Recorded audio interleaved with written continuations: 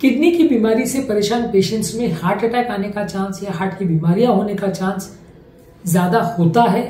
अगर होता है तो क्यों होता है और क्या इसके इंपॉर्टेंट एविडेंसेस हैं जो सजेस्ट करते हैं कि ये सारे पेशेंट्स को हार्ट के लिए भी ज्यादा सजग रहने की जरूरत है।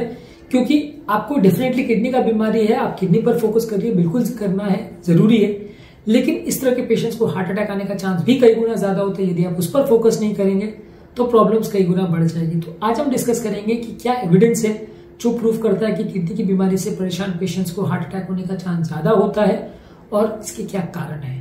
टॉपिक पर जाने से पहले जो लोग हमारे चैनल पर नए हैं उन्हें रिक्वेस्ट करूंगा कि चैनल को सब्सक्राइब करें, वीडियोस को लाइक करें, शेयर करें, फॉलो करें, कमेंट करें, पूरा देखिए।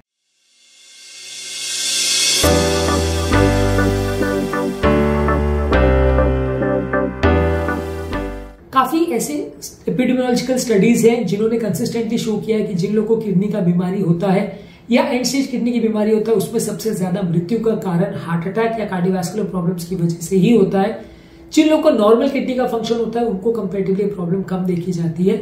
जितना सीवियर किडनी का प्रॉब्लम है उतना हार्ट अटैक या हार्ट फेलियर होने का चांस ज्यादा होता है। इनफैक्ट काफी पेशेंट जिनको किडनी का प्रॉब्लम होता है और हार्ट में नली का ब्लॉकेज नहीं भी होता है उनको भी हार्ट अटैक आ सकता है, उनको भी हार्ट फेलियर हो सकता है। हार्ट स्टिफ भी ज्यादा होता है, इस तरह के लोगों का डायस्टोलिक हार्ट फेलियर वो भी इन लोगों को ज्यादा होता है। तो इसलिए किडनी की बीमारी से परेशान पेशेंट्स को हार्ट की हर तरह की प्रॉब्लम ज्यादा हो सकती है। हार्ट की ब्लड प्रेशर का प्रॉब्लम हो सकता है, डायबिटीज भी साथ में होती है, हार्ट अटैक्स लकवे का प्रॉब्लम भी ज्यादा होता है और हार्ट फेलियर का प्रॉब्लम भी ज्यादा हो सकता है। हार्ट का पंपिंग भी डाउन हो सकता है जिसे सिस्टोलिक हार्ट फेलियर बोलते हैं।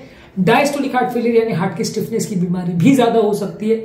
ये सारी ही प्रॉब्लम्स किडनी की बीमारी वाले पेशेंट में ज्यादा देखने को मिल सकती है।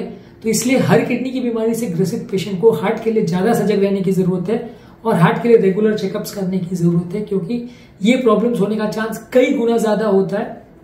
काफी स्टडीज ने शो किया है। इसके अलावा कई लॉन्गिट्यूडनल कोहॉर्ट स्टडीज भी हैं, यानी कि जब पेशेंट्स जिनको किडनी का बीमारी है उनको लंबे समय तक फॉलोअप किया गया ये देखने के लिए कि उनमें से कितने लोग को हार्ट का प्रॉब्लम हो रहा है, कितने लोग को लॉन्ग टर्म कार्डियोवैस्कुलर डिजीजेस हो रही है। तो ये देखा गया कि जितने लोग का किडनी का फंक्शन खराब है और खासकर जितना ज्यादा खराब है, जितना ज्यादा उनके यूरिन में प्रोटीन जा रहा है जिसे एल्बुमिनूरिया बोलते हैं, उतना ज्यादा कार्डियोवैस्कुलर प्रॉब्लम्स होने का चांस ज्यादा है। और ये जो उनका जीएफआर यानी ग्लोमेरुलर फिल्ट्रेशन रेट और एल्बुमिनूरिया ये अपने आप में इंपॉर्टेंट मार्कर्स हैं जो प्रेडिक्ट करते हैं कि पेशेंट को लॉन्ग टर्म हार्ट का प्रॉब्लम आने का चांस कितना है।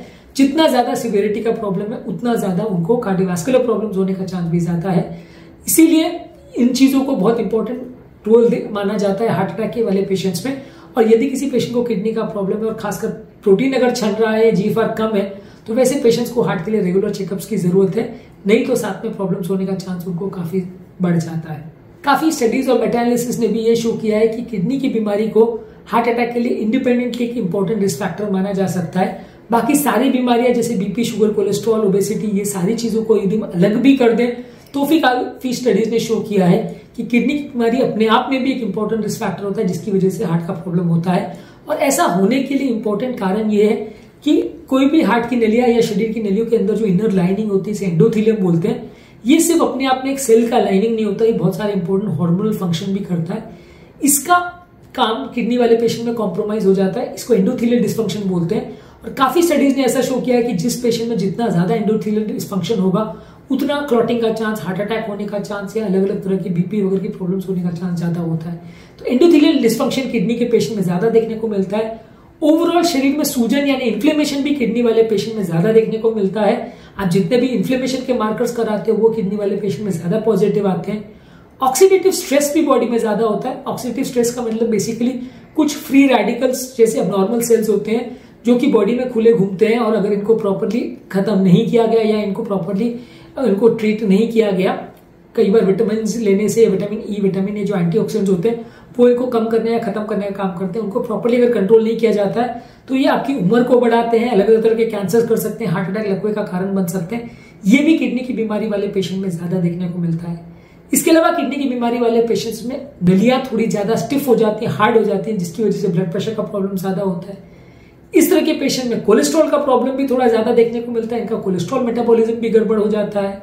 सारे हड्डियों का जो मेटाबॉलिज्म है, बोन्स और मिनरल्स का मेटाबॉलिज्म है, वो भी गड़बड़ हो जाता है, जिसकी वजह से नलियों में कैल्शियम का जमा होने का चांस कंपैरेटिवली बढ़ जाता है, जिसकी वजह से नए ब्लॉकेजेस डेवलप होते हैं, हार्ट अटैक आने का चांस बढ़ जाता है।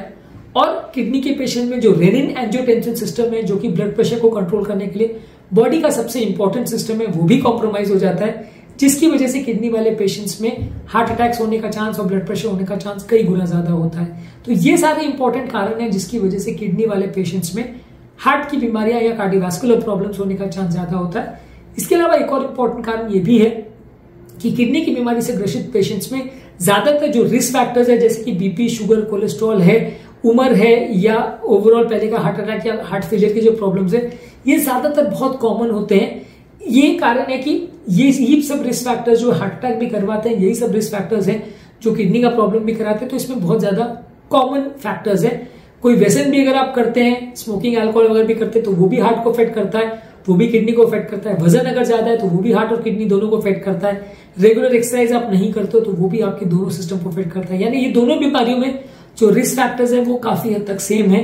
यही कारण है कि जिनको हार्ट का प्रॉब्लम होता है उनको किडनी का प्रॉब्लम होता है, और वाइस वर्सा भी, यानी जिनको किडनी का प्रॉब्लम होता है उनको साथ में हार्ट का भी काफी केस में हो जाता है। कंपैरेटिवली नॉर्मल व्यक्तियों के कंपैरिजन में इस तरह की प्रॉब्लम्स होने का चांस कई गुना ज्यादा इन लोगों में देखने को मिलता है। तो बेसिकली ये टॉपिक का मॉरल ये था, या मैसेज ये था कि यदि किसी व्यक्ति को किडनी का प्रॉब्लम है तो उसको हार्ट की बीमारियों के लिए बहुत सारे ऐसे कारण है जिससे हार्ट की प्रॉब्लम्स होने का चांस कई गुना बढ़ जाता है, और इनको हार्ट की प्रॉब्लम के लिए काफी सजग रहने की जरूरत है, काफी सारा ध्यान देने की जरूरत है। यदि आप इस मामले में सतर्कता नहीं रखेंगे तो किडनी का प्रॉब्लम तो भले मैनेज हो जाए, लेकिन पेशेंट हार्ट या कार्डियोवास्कुलर प्रॉब्लम से मर जाएगा। तो आपको दोनों ही प्रॉब्लम्स को प्रॉपर मैनेज और मेंटेन करना पड़ेगा। साथ में से वो सारे रिस्क फैक्टर्स है जो हार्ट की बीमारी और किडनी की बीमारी दोनों को अफेक्ट करते हैं, सबको मैनेज और मेंटेन करना पड़ेगा, नहीं तो बीमारी कंट्रोल नहीं होगी और सिर्फ किडनी पर ही फोकस करने से काम नहीं चलेगा। उम्मीद करूंगा कि आज के टॉपिक में कुछ नई बातें जानने को मिली होगी। जो लोग हमारे चैनल पर नए हैं उन्हें रिक्वेस्ट करूंगा कि चैनल को सब्सक्राइब करें, वीडियोस को लाइक करें, शेयर करें, फॉलो करें, कमेंट करें, पूरा